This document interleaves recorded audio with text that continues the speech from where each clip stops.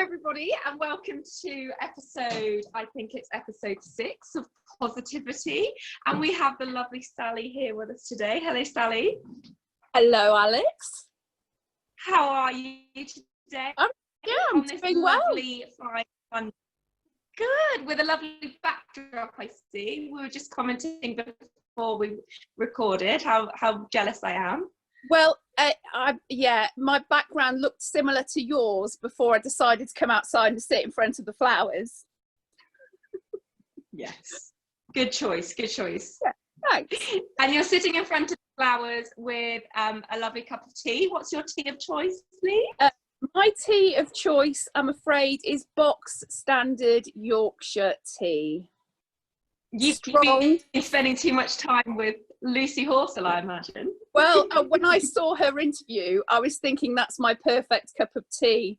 A strong cup of Yorkshire tea.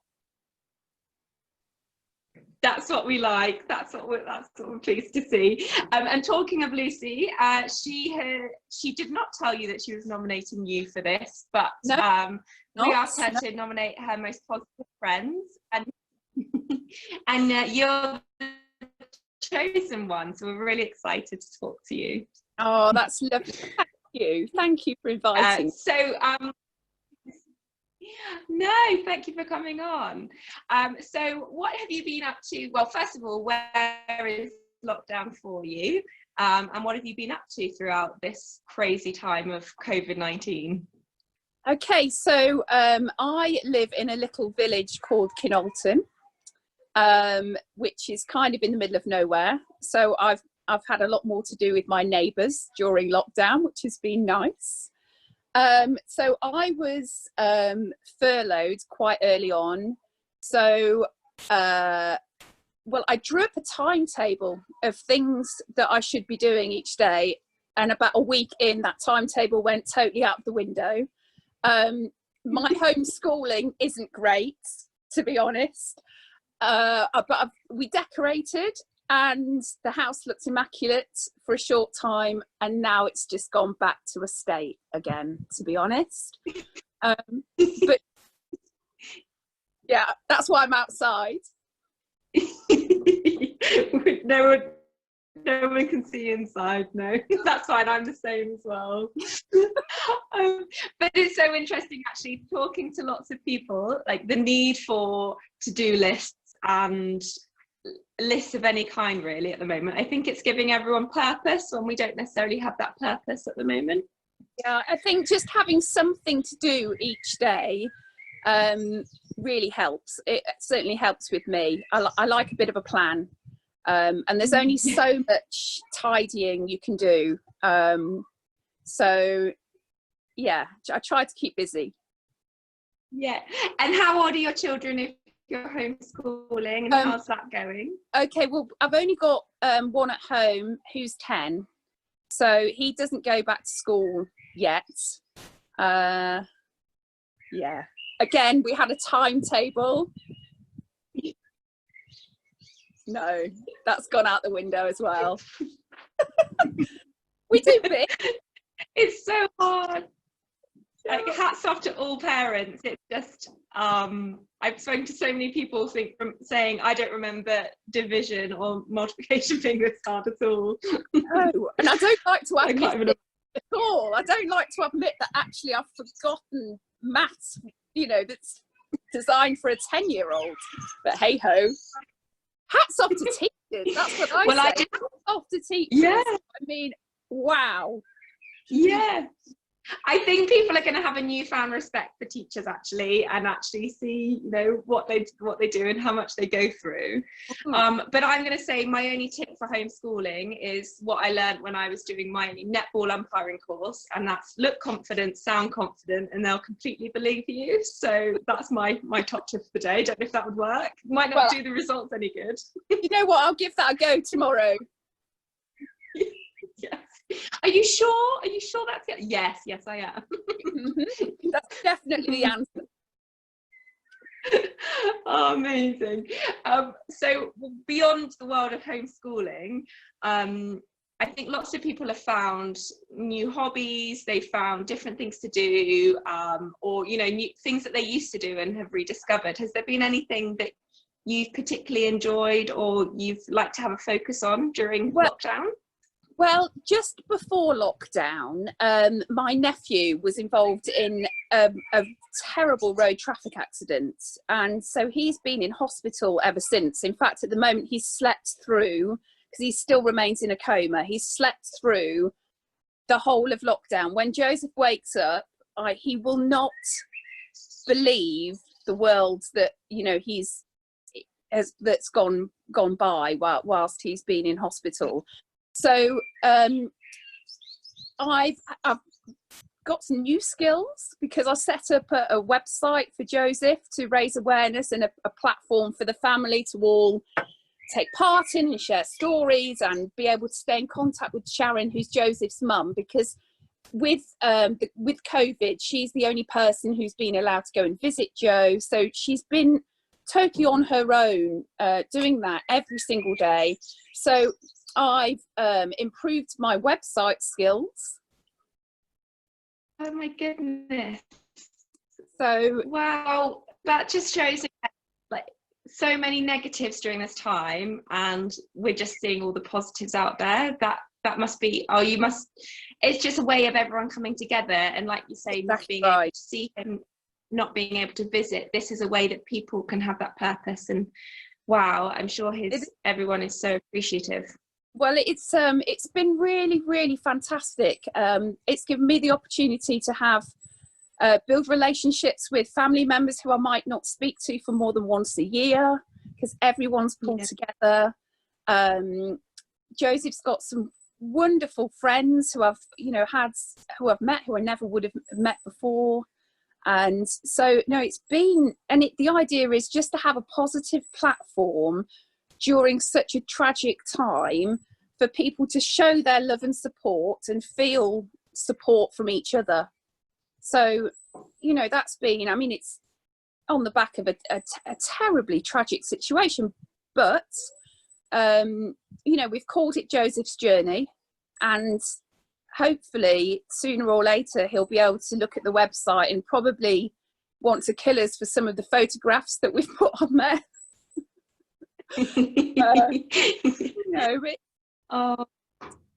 That's amazing. And I think in these situations, in normal times, people feel so helpless, but with COVID on top of it, not being able to visit, not being able to see, this is just, wow, that's incredible. So yes, I will I'll make sure that everyone knows the link to the website after this, so that we can all follow and support that would be what we're doing. Thank oh you. Wow, that's that's amazing. We're running a little over the next 5 weeks. We're doing High Five for Joseph, and it isn't about generating fundraising. I mean, obviously alongside any money that we generate is great, because it will be used to support Joseph through his recovery. But all it is, it's just a platform for us all to get together. So this week, the first is Move. So we're trying to get as many people as possible to do something that they perhaps wouldn't normally do movement-wise, whatever that might be, scooting or running or biking or, you know, anything, and post the pictures onto the site so we can all share what we're doing for Joseph. And then for the next 5 weeks, we're doing a different activity. I've 1 week we're going to make his favourite food. So, wow. You know, and what is his favourite food? Dairy. Well, I didn't actually know this until last night. We had a Zoom meeting last night with my cousin Kate and my niece Sarah and my husband Rich, because we're doing the Joseph's Journey website. So I had to ask one of his really good friends, and it was a prawn masala of all the things. And a Nando's, of course. I mean, I think everyone loves the Nando's, don't they? Yeah, I was not expecting you to say prawn masala. No, honestly, I was thinking, really? I've never known Joseph eat a prawn masala, but apparently that's what he used to really love. Or still loves. Yeah. That's so good. All these people with their newfound cooking skills now are going to go away and try this prawn masala. I might have Oh, help from a friend in the village who's actually very talented at making Indian food. I think I might have to ask her for a few tips when it comes to that week. yeah. Oh, that's such a great idea, and I'm going to have a look at it. And and just amazing that you can all come together in such a positive way. So huge congratulations for setting it up. Like, what an achievement is such a small time as well. So, oh well, wish you well with all of that as well. So obviously that's obviously been really tough as well throughout lockdown. So something like this and trying to build the positivity has been more important than your family forever, really.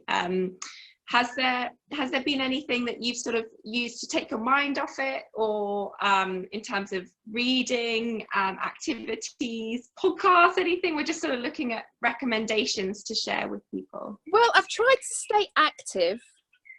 You know, I've tried to up my running a bit. We've had a few birthdays during lockdown, so my husband managed to get his hands on some weights for me, so they're in the garden. I think a lot of people have probably upped their activity a bit. Yes, Joe Wicks has a lot to answer for. Oh my gosh, I only saw that though for the first day and thought, I'm not don't strike me down, I just wasn't really a fan. Oh, you're against the nation there, Sally. Against the nation. That's not very good, is it? Just my no. But yeah, that's fine. We'll cut this out. No joking.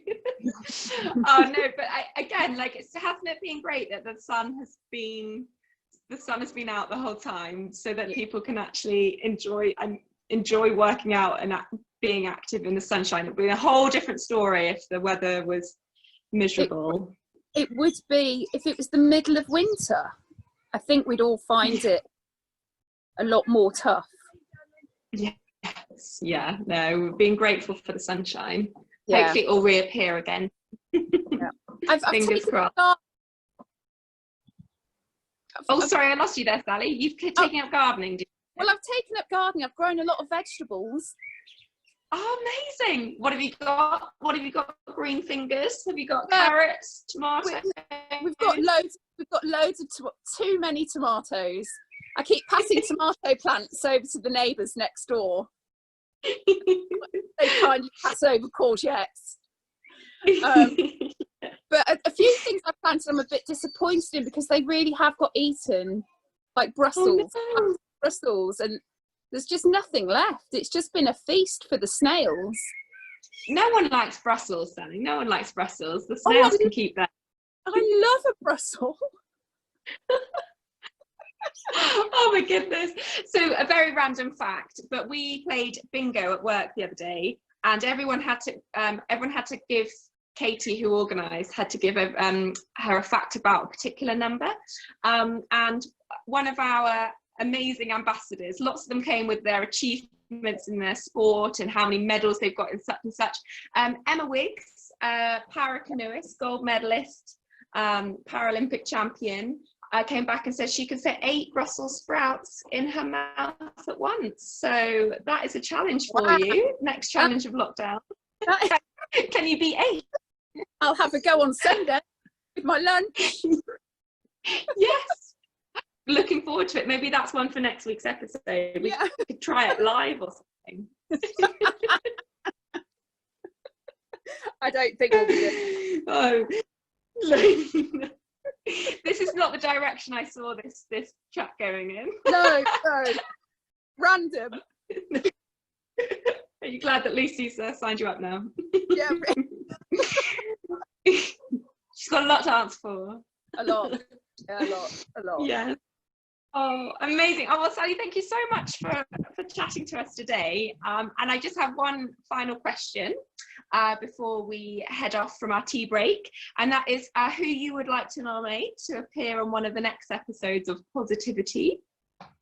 Okay, so I've got 2 nominees. The first is a lady called Anne Jackson, and she lives in the same village as me. And she has had to shield from before lockdown for health reasons. And she just remains the most amazing, positive human. She's really kind and caring. She's always got time to support other people. She even, her son, who's in my son's year, did a little yard sale for Joseph's Journey last week and sold his toys and then donated the money to Joseph's Journey. And then at the weekend, Anne was supposed to do a marathon, but obviously that was all a walking marathon for Macmillan, but she still did it. And she just walked along the Grantham Canal, did her 26 miles to raise money for Macmillan. I think she was over £2,500 when she finished. So I'm really proud of her, because it's so difficult for people who have to totally shield, and Anne is one of those people. So I'd love to nominate Anne, because she's a very positive human.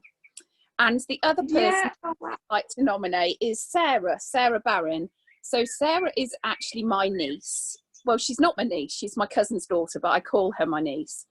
And Sarah is an extremely talented musician, but her confidence it's taken her a while to actually put herself out there. And over lockdown, she's produced and released her first song, and it's amazing. And I'm really proud of her. And on top of that, without her support, building the website and finding the way around Wix, which is the platform we've used to build the website, I never ever would have got anywhere near the results that we've got. She's been wonderful, and she's such a positive and engaging human that I'd like to nominate her. Oh wow! Oh, I'm excited to hear from both of them. Thank you. That's amazing. And maybe the next song on live as well. Yeah, maybe I should ask them now. Yeah. No, that will spoil the fun. Don't tell them yet. Oh, Sally, that's amazing. Thank you so much for coming on. Thanks, and Sally. but one of the first episodes of Positivity. So thank you. Thank you so much.